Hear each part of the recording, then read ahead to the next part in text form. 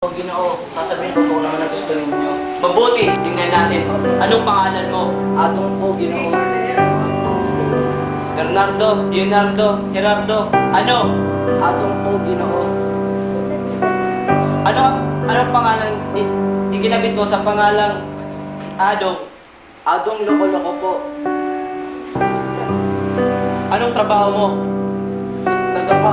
Tagapag-alaga po ng puno ng nyog.